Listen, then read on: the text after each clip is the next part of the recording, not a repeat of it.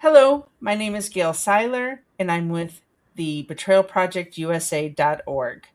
I'm honored to be here on behalf of the organization. We are a victim led organization dedicated to exposing institutional betrayal, honoring those who are lost, and pursuing justice for medical crime victims for crimes that were committed under the guise of public health.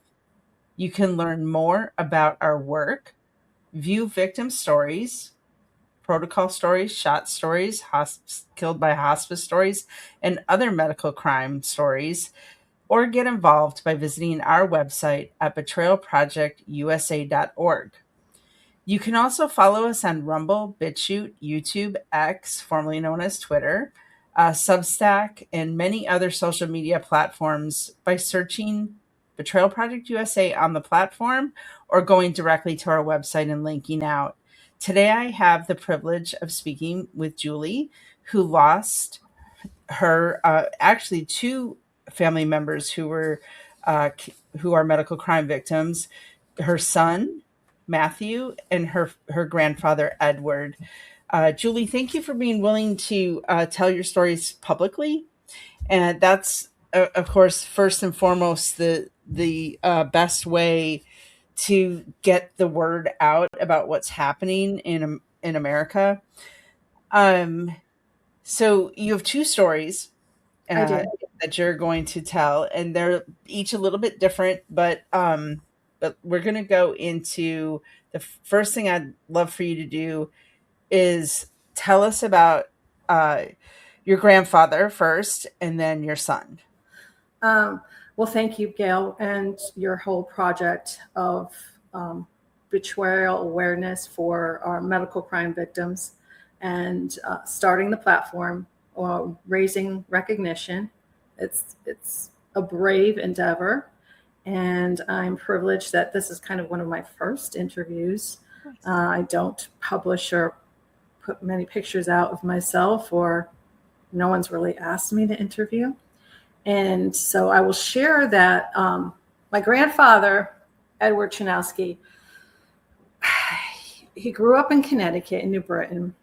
It was a hard existence. Actually, yes, hard hitting New Britain is what we're called. We were the capital hardware city of the world.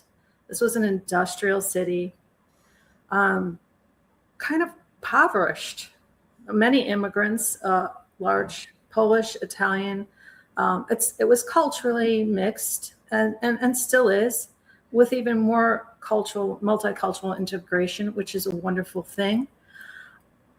He grew up where his family, there was sons.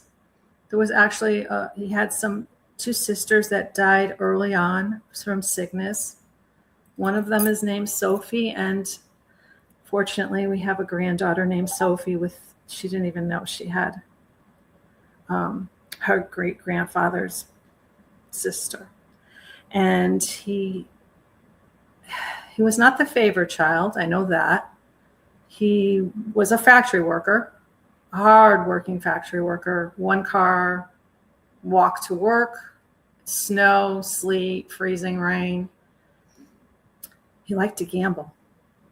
And when my grandmother met him, she called him a gangster. He was a bad boy. He had slick back hair and mob clothes on and nice cars and all kinds of great things. And it was all kind of a show. He was very quiet, withdrawn, and he loved me. From the like this whole project is about the love we care deeply about the victims of medical crime.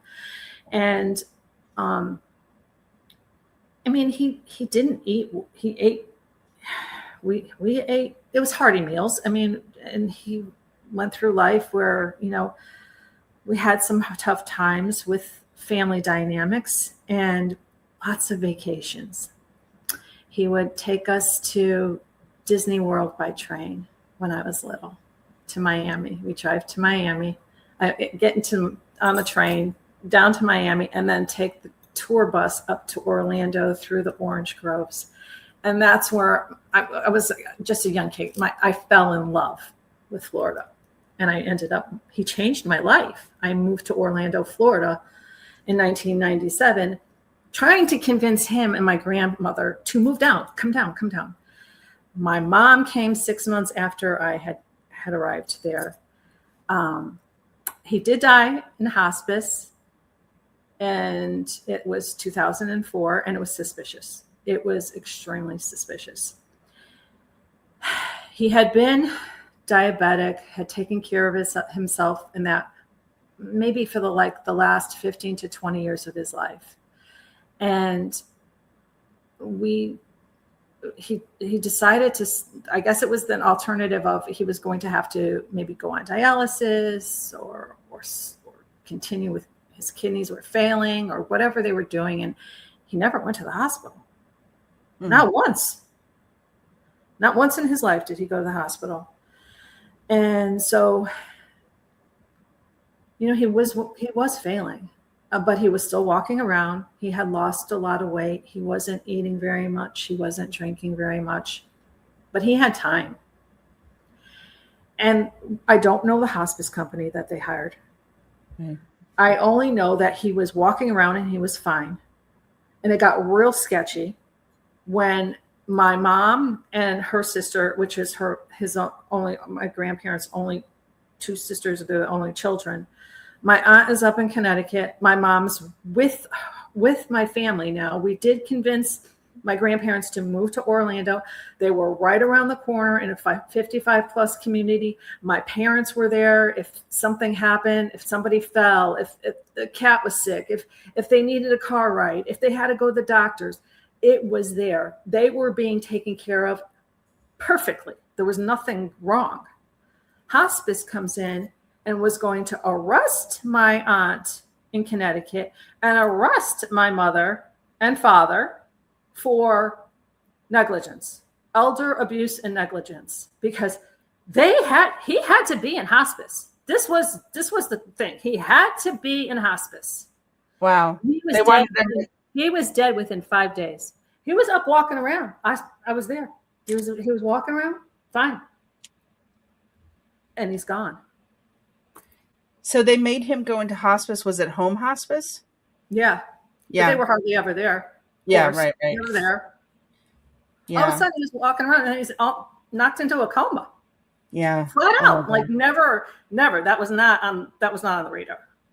Right. It was sketch, and it was a money grab, and it was disgusting. It was horrific to accuse us, this family, of that nonsense. And then to force take over his care, and then in 5 days he's dead. Oh, my grandmother didn't even know what was going on. And my mother's gone, and she'll be a couple years now. She doesn't even know. She went to her grave not knowing what was going on like that. Yeah. And I can't really talk to my aunt. It's just too sensitive. Yeah. She's very close. And my aunt would fly down and check on him and be with him. And I was there. I was in the same town. I'd see him, get in a car in 15, 20 minutes. I'd be there. I'd take them shopping. I'd take them grocery stores. We'd go out to lunch. We went to Disney together. We had holidays together. Nothing changed. We were always together. This family was together. Did you, when that happened with your grandfather, did you say, right away, were you like, something is not right? Or did it take a little bit before you started thinking, hey, something happened? It gnawed at me that they were accusing all of us, of abuse like that. That accusation that we could be put in jail is just like something you just don't understand at the time. Right. So where's the motive? What are you trying to get to? Yeah.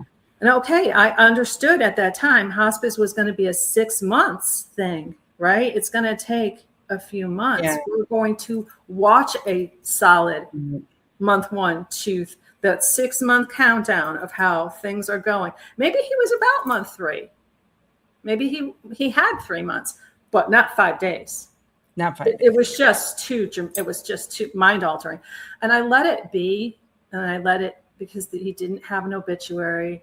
They didn't have a service. Things were just kind of, you couldn't process anything when there wasn't anything to process. We didn't have a funeral. We didn't have people coming in from out of town.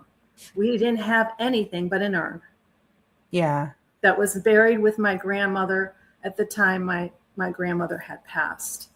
They're together there, but in Connecticut. But that's it.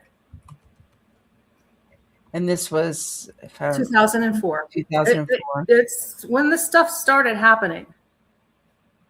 And then I've watched other family members get they're going to send all kind of medication and they'll be there. They were never there. These nurses were never there. Nights, weekends for a lot of family members, and left the caregiving to everyone to pitch in. Yeah.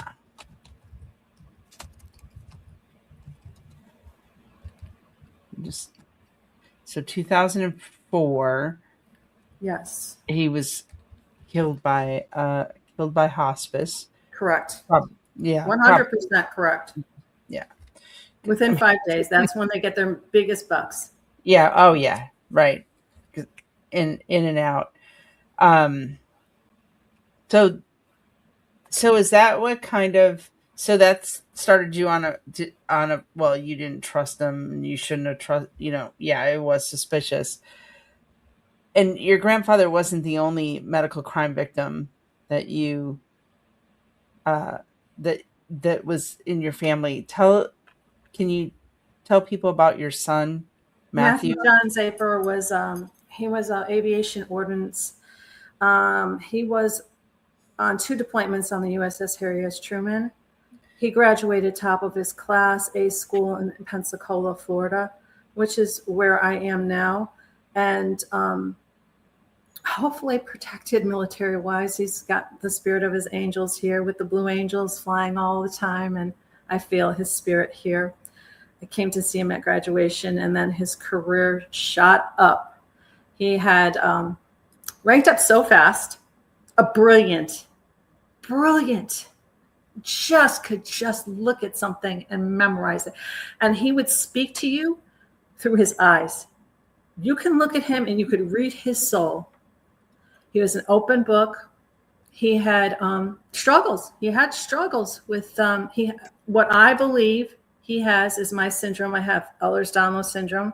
It's a hereditary genetic condition, and May is Ehlers-Danlos Syndrome Awareness Month, so it kicked off, and it is the least recognized. And because I am one of the hypermobilities, they're trying to process, and there will be some new studies done that may be located a gene. And I'm 100% certain that he had it, and he was eligible for the SEAL team.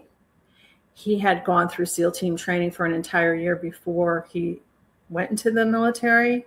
So boot camp was a piece of cake for him.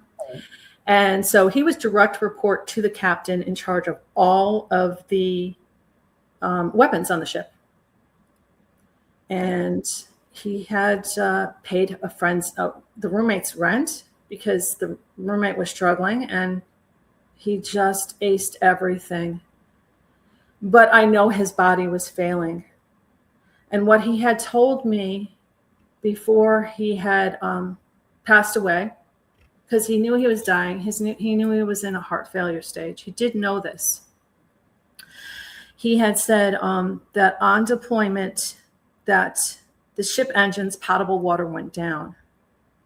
And they were in the Arabian Sea, in Persian Gulf, in the heat. And it was 3-4 days without anything but energy drinks and soda. Oh. So when he came out of there, he had AFib. He had morbid high blood pressure.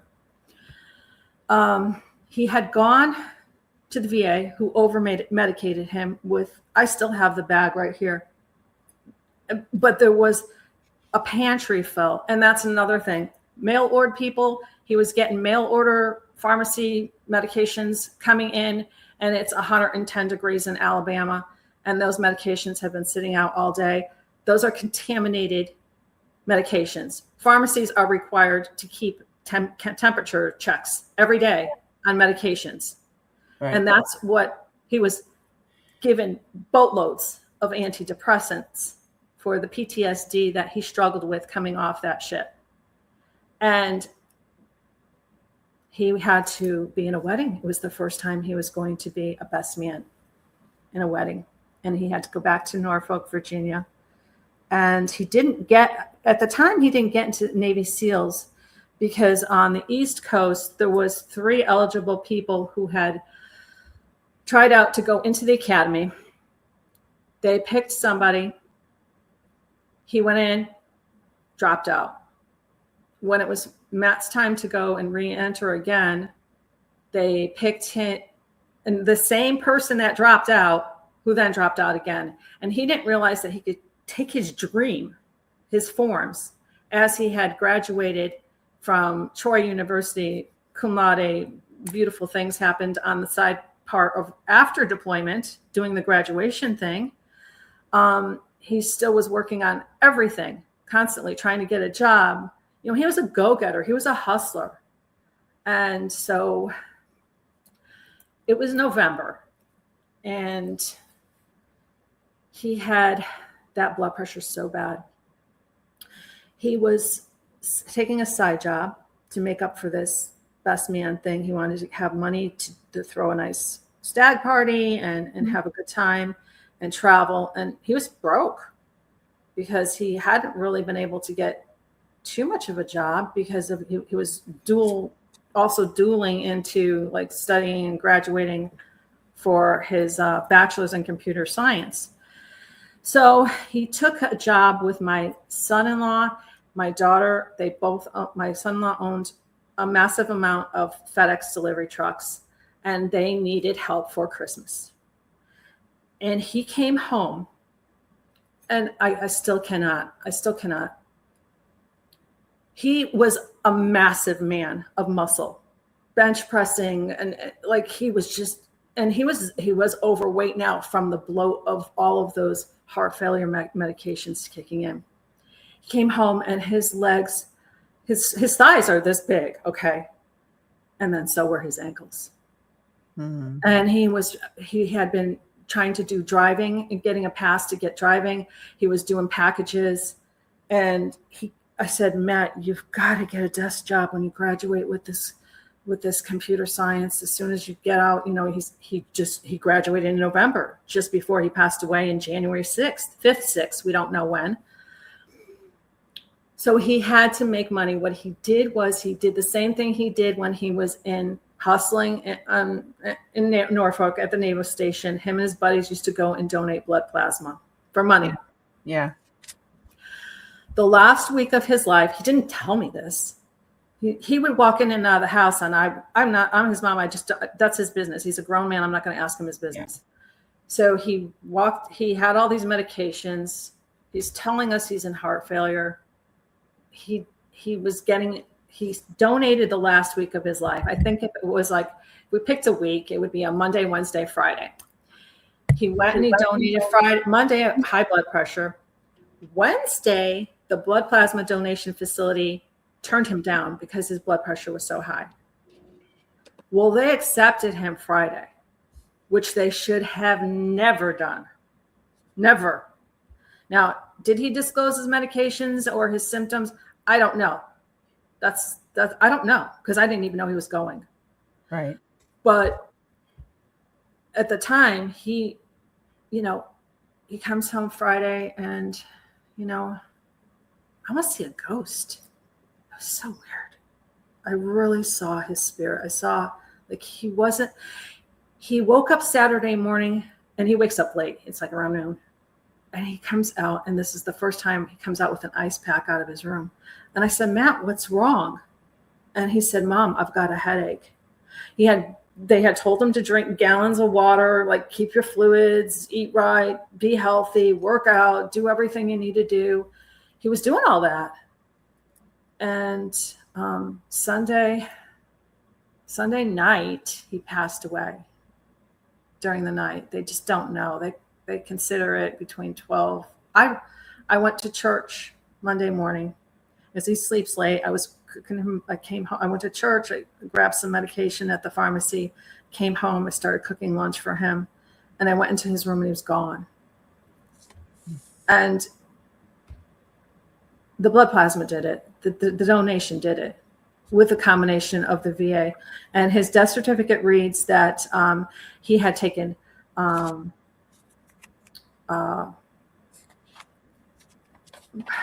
morphine, some kind of medication that he's never been prescribed before. And he had a glass of beer. He went out for supper the night before with his dad. He had a glass of beer and he had a glass of wine, but he wasn't drunk. He was texting everybody. He was over 300 pounds and he's like 6'3". He was solid. That definitely would not have done anything to him. No. And they said it was mixed toxicology, accidental. But the reason why they did this is because I had a medical malpractice mass tort state to federal case. Mm-hmm. And they didn't want to let that, they didn't want two people in the family to know that there was an FDA investigation. And I got the FOIA paperwork to show we can shut Matt's investigation down, because why should we even bother, is what they said. Why should we even bother investigating? Because they hid it with the medical examiner's report. And they knew he died.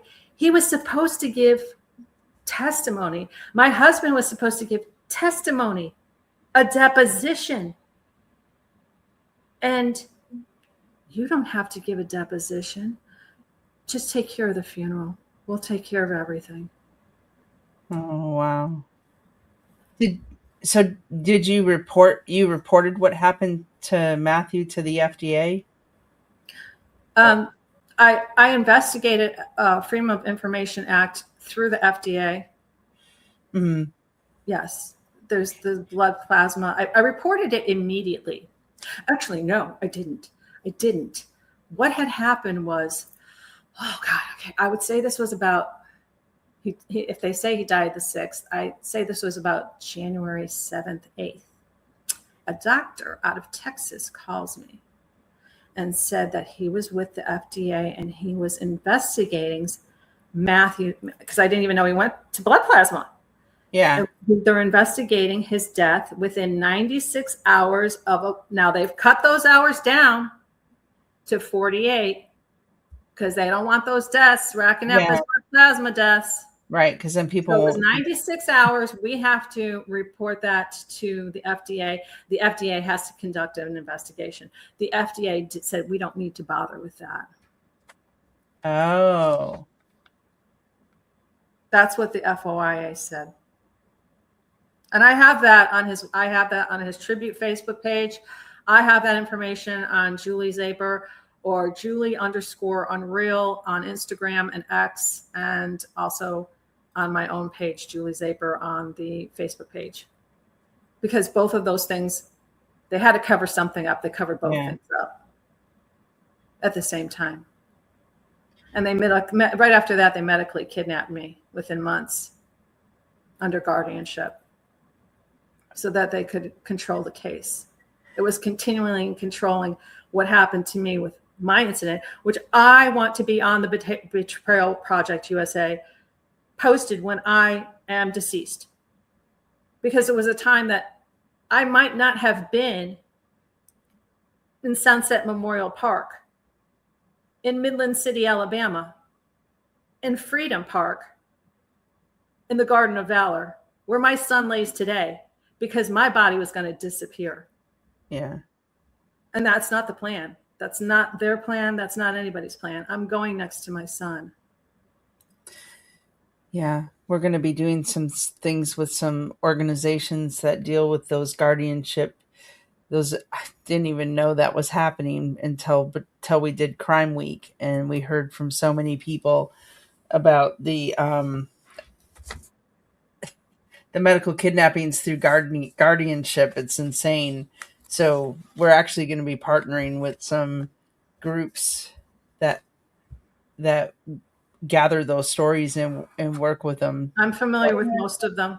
Yeah, so that will be that'll be an educational experience for us because, as you know, we started the project just looking at the COVID protocol deaths, and then the shots, and then hospice, and then all these other medical crimes came. People would contact us because there was just nothing like this to get these stories out there and promote them and just get it in the public awareness because most of America is asleep when it comes to these things, and it can happen to anyone. Anyone. Anyone. What happened to your grandfather and what happened to your son can happen to anyone. And there's a plethora of other things that should keep Americans up at night when it comes to medical crimes. So we want to make sure that we educate fully. Um, so Now, is there? remember, he was going from 70% to 90% disability. So he was going to collect a little bit bigger of a check there with the VA. He had Yeah. gotten approved that week. Um, they also said they lost his paperwork. I can go down to the base now, and sometimes they don't even find that he was a soldier Oh, at yeah. all. I mean, they will disappear anything and everything. Yeah. Yeah. That's So so at true. this point in time, veterans are, I want to put the word out that veterans, it does not matter if you are homeless. There's a new clause that said that you could be guardianshipped. Yeah.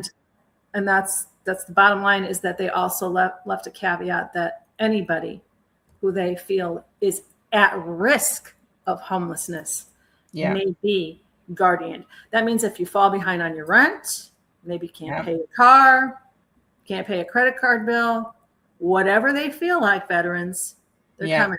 They're coming. And when they take you, you don't have a voice. You That's right. disappear. I saw that. I saw that. They I, have continually tried up to t- now, to this day, to kidnap me.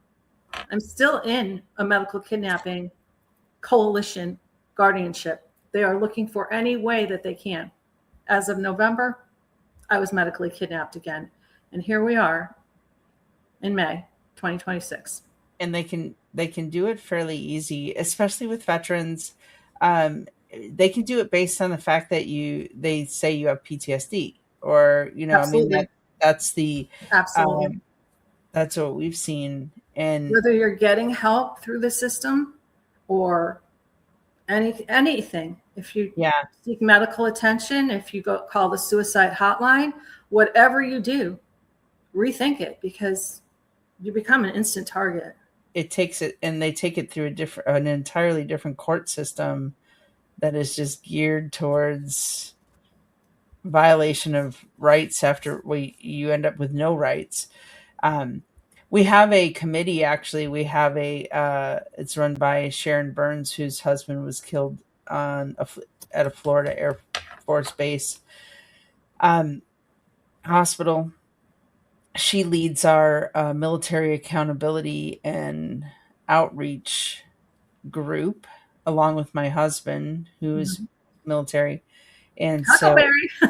Huckleberry, yeah, Huckleberry and Sharon, they run that because we realize that there's unique things that are happening with regard to military base hospitals and VA.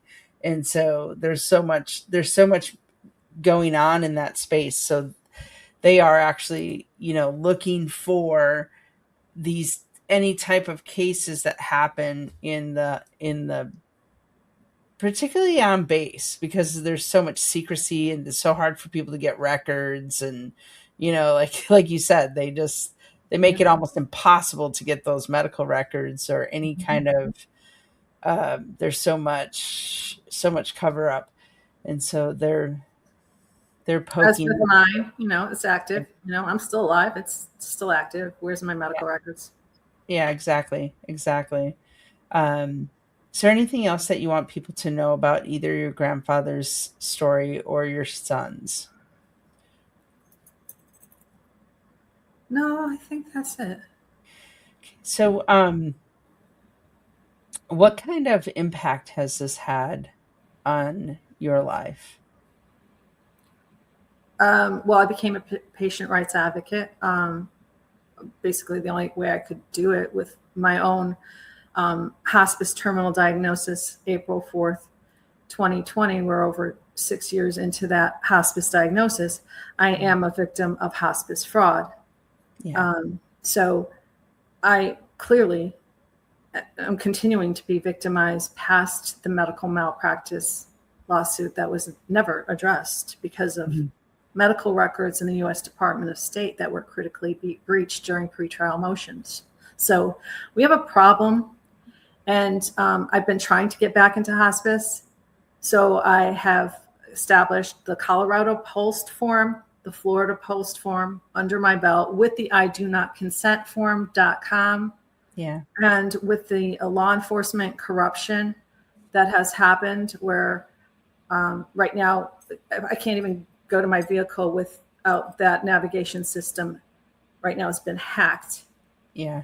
trying to get my phone and the federal records through that, or law enforcement doing well checks because I called 911. I will And never I call that. didn't. I will Yeah. never call 911. If I see a fire, I'm gonna grab you, Gail. Gail, could you use your phone? Because I'm not doing it. I'm not doing it. Right. I'm not calling them. Right. Given the fact that law enforcement assisted tried to assist the hospital in killing me, I probably wouldn't call either. No, That's we so bad. yeah, we I always say we used to be huge back the blue people, and we had Mm, our back the yes, of blue course. rose colored glasses knocked off our face during our Absolutely. ordeal. It, Absolutely. so So yeah, the hospice fraud situation turned into 9 months of my life never happened. That they were going to come and crash my scrub my computer, my phones, throw away my records. It was all going to go down the tubes.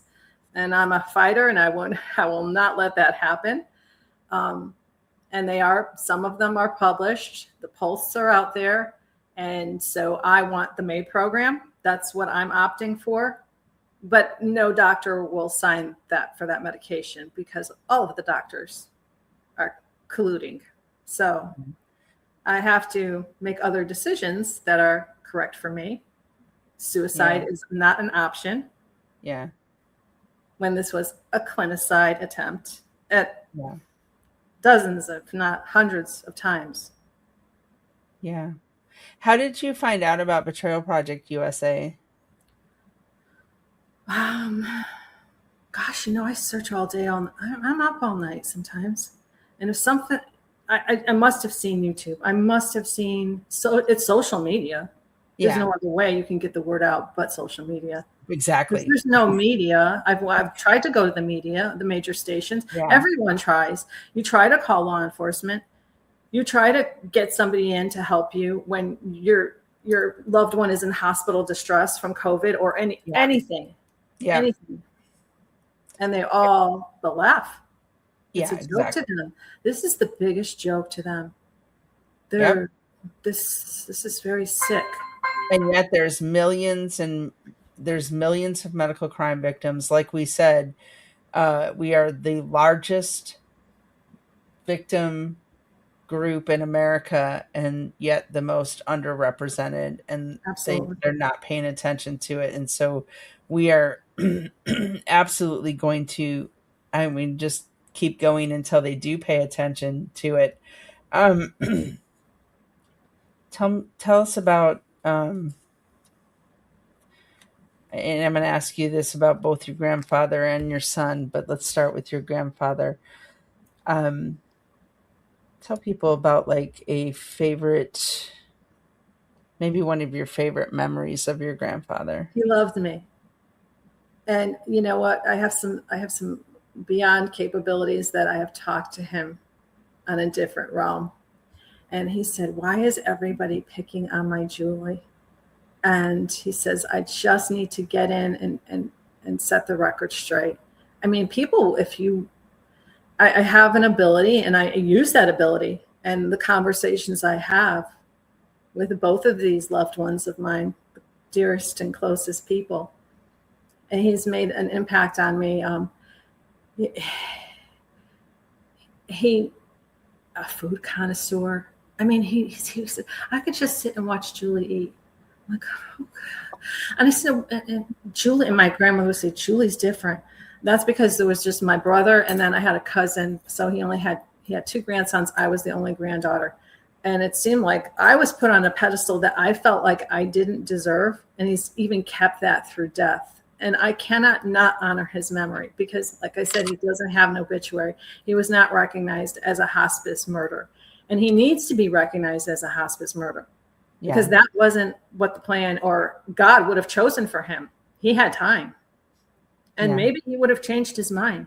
Maybe he would have gone into a surgery. Maybe he would have gone into dialysis. They didn't have, they're supposed to offer psychological help, social workers help, priests or any kind of clergy help. No, they didn't offer options for treatment. They just went Medication and death. Yeah. Right to it. If he hasn't tried anything, he hasn't been in the hospital. He's not really been, he's just been to his regular doctor. Yeah. Exactly. I'm so sorry about. And what about your son? I'm sure you have like a gazillion favorite memories of your son because he's your son. He's a prankster. Wow. He would pull pranks on everybody. He's hilarious. He was just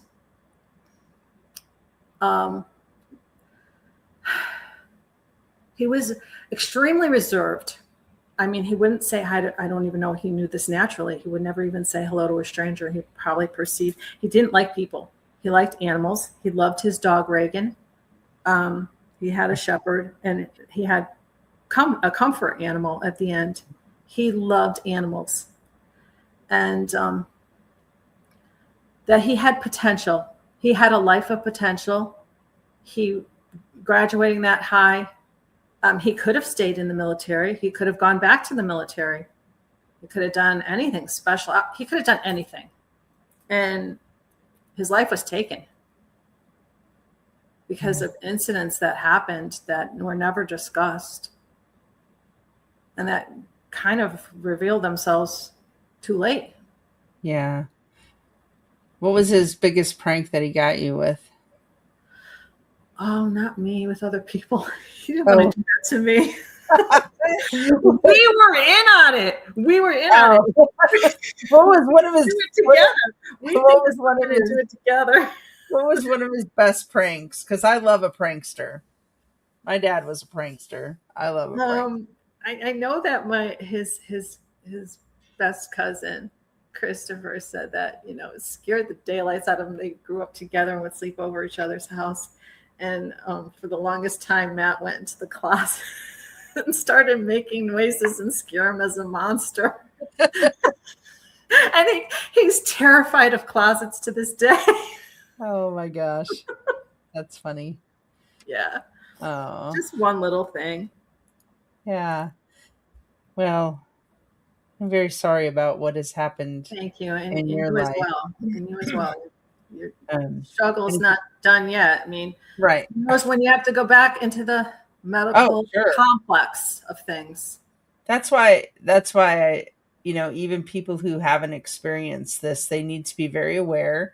They need to care about the issue because chances are every single person in the United States will be confronted with one of these issues, whether it is a hospital situation or a hospice, and they need to be aware of hospice. I did not know until I read Marsha Joyner's Betrayed by Hospice Stories from the Deathbed book. I didn't know my own aunt had been killed in hospice. I mean, it was very eye-opening. I suspected, right? You suspect.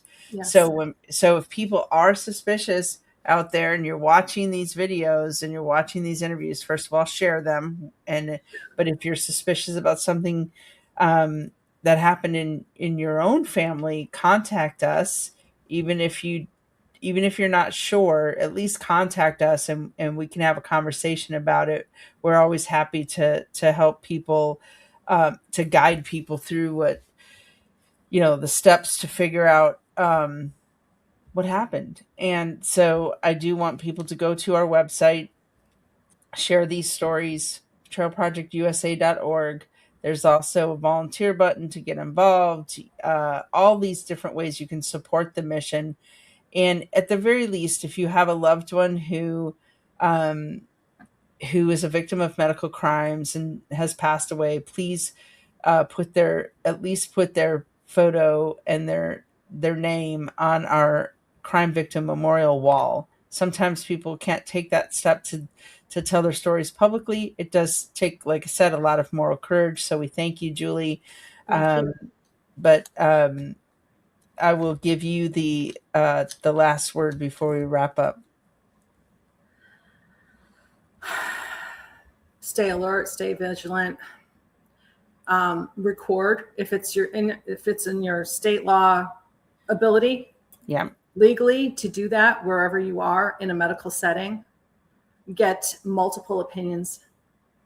Ask for copies of your records after every single doctor visit that you go to. Yeah. Correct the discrepancies. Have them audit things or ask for an appeal through the hospital system if something's looking suspicious. Document, back it up, hide it. Okay. I've gone through several states to put my story out there and to search for hospice. Yeah. So several states, I mean, we're talking about 2,600 miles, and no one can find my records from one part of the country to the other. And all that history, 9 months of my own hospice history, has disappeared in a flash that I never lived. And I have documented these things. So it's huge to be aware, be alert. If something doesn't feel right in your gut and somebody's telling you a statement that you just, it's preposterous. Yeah. That this is far-fetched. This isn't even reality. And it gives you those kind of bells. Leave. Yeah. Leave the office. Walk right out of the office. Decline medical care. And definitely look for the best of every specialty. Look at the ratings of every single doctor. Yeah. Check the hospital ratings. Check all the lists that they've been on for, if you can check the state licensing reports on the medical boards of these people, because they're not reporting them. I have like 27 individual practitioners across multiple states in different medical boards, state medical boards, and they're all in denial for what happened. 27 is a lot of practitioners. Yeah, that's true. Yeah, that's exactly it. And we're working on legislation to make sure that people can see the record of when, because today they could be reported and it never shows up in a search, right? Like unless some action's been taken. So there's a lot of different legislation we're working on or partnering with people to work on in that. But that's good advice. Yeah, document, because in the medical world, who said what? Even a phone call. Yeah. Ask for a director, ask for a manager, ask for the corporate executive board. Yeah. Speak to, if it's a private equity, if it's the billing department, if it's one of those not-profits that are supposed to be overlooking that hospice. Yep. The Joint Commission, only one that the one that's keeping it secret, the National Practitioners Database, that's the one we got to unlock that from Washington, D.C. That's got to be out there. We got to know how many of them are out there. Yeah, exactly. I agree. I agree. And I'm a big fan of recording. If you live in a one party recording state, that means that you can record and you don't have to tell them, as long as you're part of that conversation. I happen to live in one of those states, so I always tell people in Texas, wear your recorder like, well, we used to say wear your recorder like you wear your underwear. But now everybody has a recorder. It's your phone, Mhm. and you can and back it up. I have we have backups of backups of backups. I mean, like, that's just how we do it, because I don't we don't trust the government. We don't trust, Bottom line. I mean, right? They not only do they suck at everything, but we don't trust them. So I'm like, well, I appreciate you, Julie. Thank you Thank so you. much for your time Thank you and for your for time, and continue our great mission. It's well worth exposing and protecting the vulnerable, the disabled. I am disabled. My service dog passed away. She wasn't let into federal court either. It was just all, oh all a scam sham, a kangaroo situation. yeah. Oh yeah. So Our courts need cleaning. definitely, definitely stay aware. Follow social media that will give you information with the science Yeah. of what's going on, Yeah. because you won't, sometimes you just don't believe somebody. You have to back it with the science, and they'll perk the ears up a little bit. Yeah. Well, thank you very much. Thank you. Appreciate it.